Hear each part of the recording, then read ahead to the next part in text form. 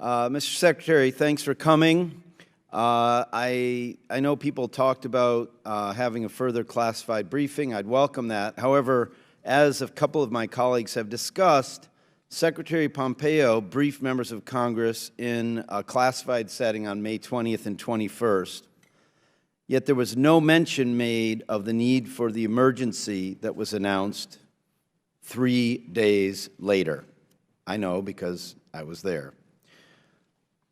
Had there been discussions about an emergency declaration before he briefed us? Had you been involved in any discussions about the need for an emergency declaration before he briefed us?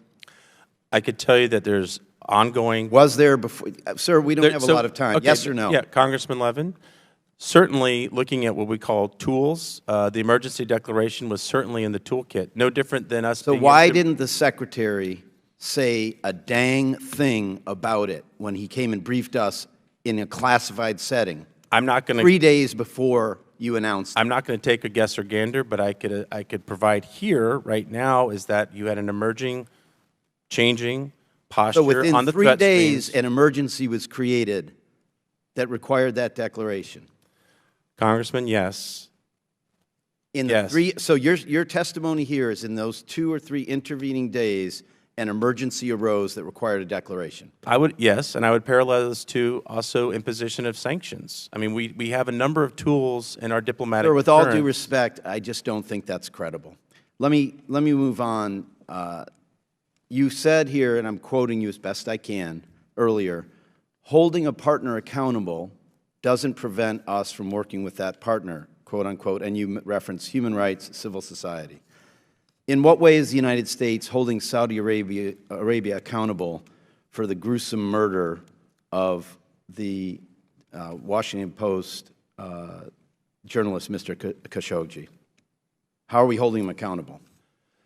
There's been a line of communication, not only by the Secretary, but others, with Riyadh on so we're Mr. chit-chatting Khashoggi. about it in private. And there is no question, I don't think there's any question or daylight on a concurrence that his murder was prosecuted in a fashion that needs to be addressed and needs to be made accountable, and those involved need to be brought to justice.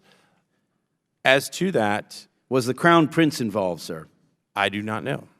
The CIA has concluded that he was. Has the President of the United States and the Secretary admitted the findings of our intelligence agencies that the Crown Prince ordered the murder of Mr. Khashoggi? As a 20-year member of the intelligence community, I am not going to talk classified information in here. I will say, though, that there is no disagreement on anybody in the administration or on Capitol Hill that Mr. Khashoggi's murder needs to be addressed. Okay, and, so and those who prosecuted the murder need to be brought to justice. I have limited time. I appreciate your answer.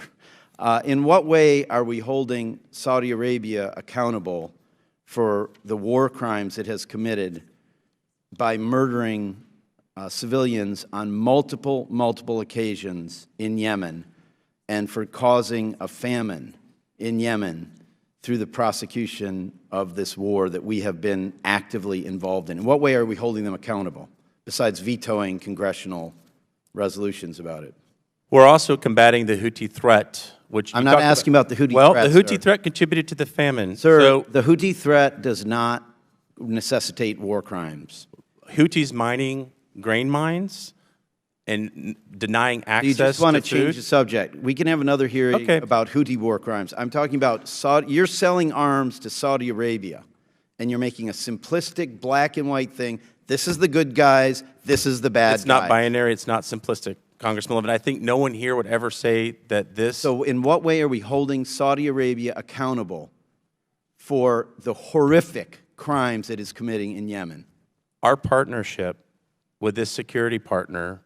Namely Saudi Arabia. Correct. You can name they're not the only one, but that particular partner in the region. Our partnership with Riyadh it's incumbent upon us to provide not only the munitions, but also the training and the sustainment that goes with it. That's inclusive of our relationship to get them to get them Sir, to be a better partner. my time has expired. In the end, we all have to answer for our actions in the same way. And I just pray that we take more seriously the horrific reality on the ground in Yemen and change course immediately. I yield back, Mr. Chairman.